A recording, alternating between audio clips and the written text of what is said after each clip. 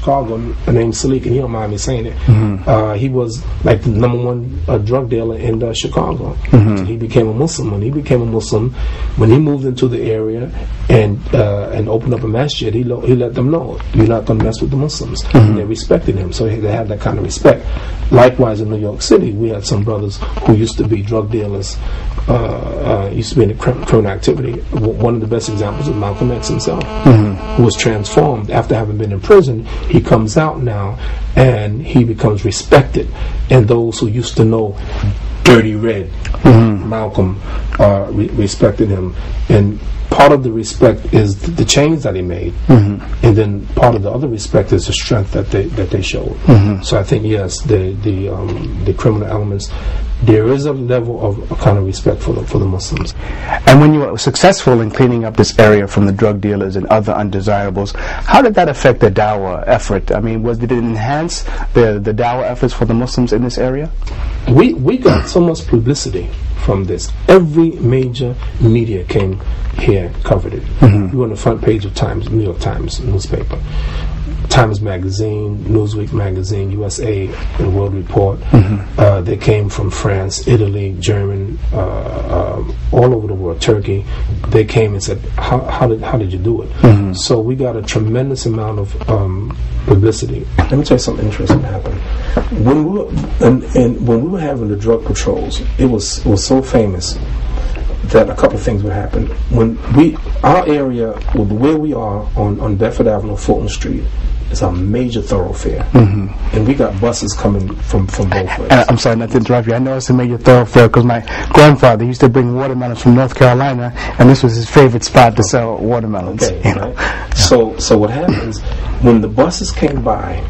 It was really interesting.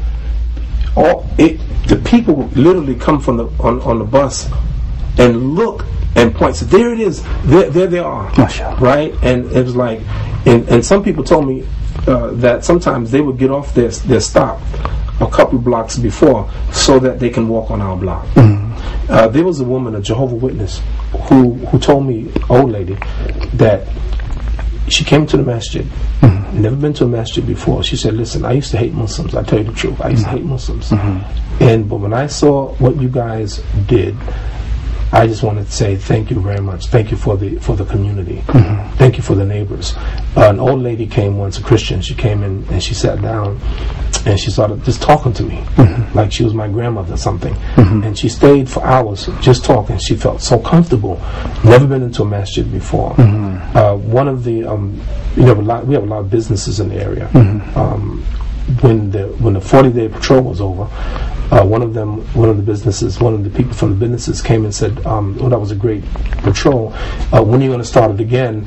And how much will it cost?" So people were so ecstatic because literally the people in this neighborhood, it literally changed their life and their standard of living and their quality of life. So we didn't have to go out and invite people to come in. They came in on their own, and not only did that affect the Muslims right here in this particular area, but I was told by many imams across the country the same thing. Because of the mass media, and they saw what the Muslims were doing, they were like ecstatic, and people talking about, wow, these Muslims are really wonderful. And then around the country began the copycats. Many people began to do the same thing, have anti-drug patrols. Alhamdulillah. Imam, you're involved in a lot of outreach projects and interfaith dialogue. What do you feel are some of the most common misconceptions you encounter, and what are some of the most important ones you would like to address when you meet these forums? It's not really what I think I need to address, but what they themselves want to address. I go on many forums, and the question post 9/11 is about Muslims being terrorists, Muslims and violence. That's one issue. Another issue is women's rights, how Muslims, women treated in Islam, their role in Islam. And I know that, for instance, tomorrow you're going to interview Ingrid Mattson. Ingrid Mattson is one of the great Muslim heroes in America. She's the president of perhaps the largest Muslim organization in America, Islamic Society of North America. She's a very wonderful person, a very intelligent person. So a lot of questions about that, questions about race relationships, between Muslims, because Muslims, we have about 1.5 billion Muslims around the world, and every race, every color, every ethnicity, every nationality are Muslims. In our masjid alone, I think we counted about 29 different nationalities. Yeah. So the questions, I think right now in the climate that we live right now, probably the whole idea of terrorism and violence among Muslims, that's probably the biggest issue right now. Let me ask you, in this climate that we live in right now, do you find there are a lot of people still taking Shahada and coming to Islam?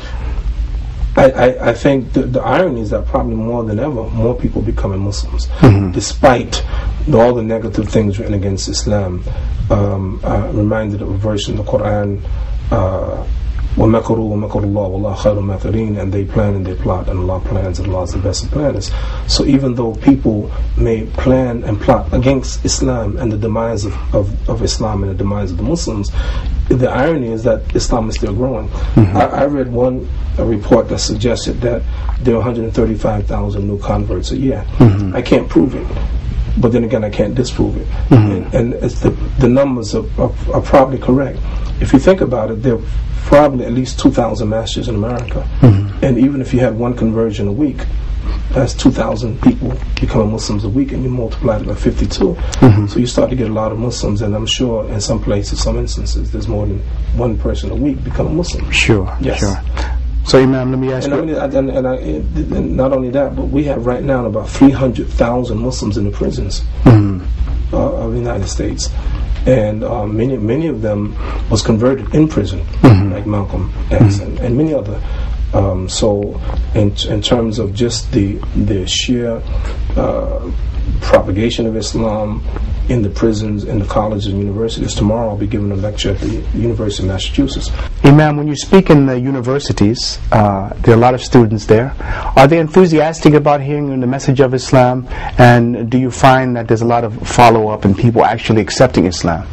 Virtually every week I'm giving a lecture in 2 or 3 universities across the country. And many of the students, many of them become Muslims.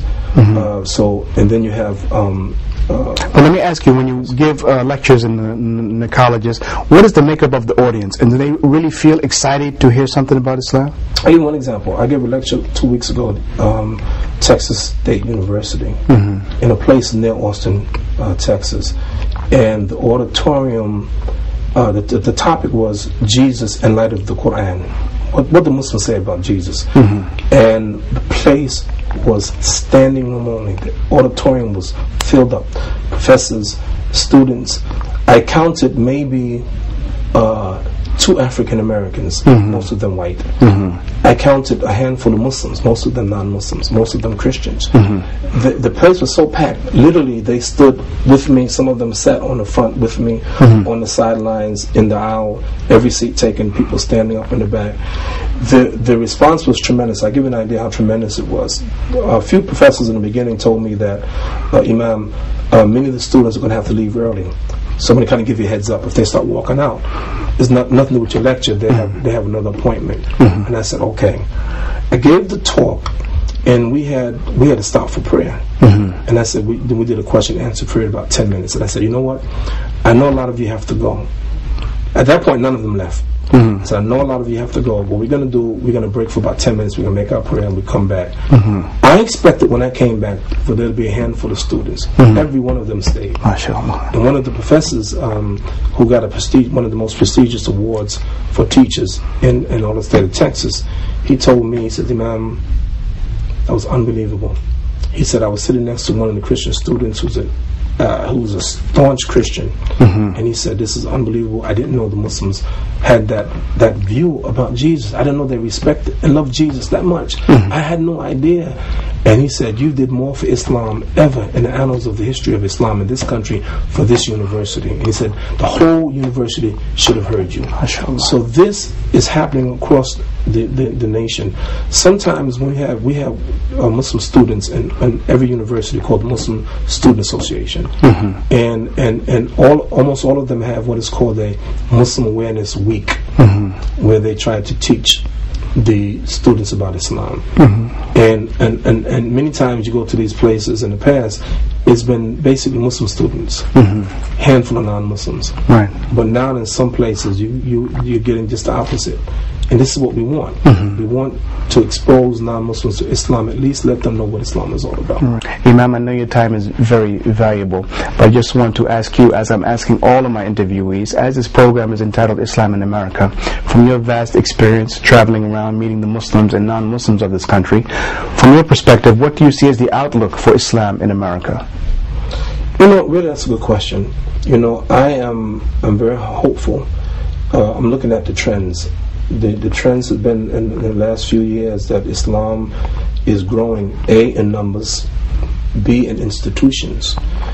I'll just give you an idea. In New York City alone, we have over 200 masjids in New York City, 35 full-time Muslim schools, thousands of Muslim businesses, and it's just growing. And despite having 35 full-time Muslim schools, we have 100,000 Muslim children going to public school in New York City. So we find Muslims in the very fabric of this society. For instance, our neighbors are Muslims, classmates, schoolmates, co-workers, some of the professional professors, teachers, dentists, the guy who works in the store on the corner, the owner of businesses are Muslims.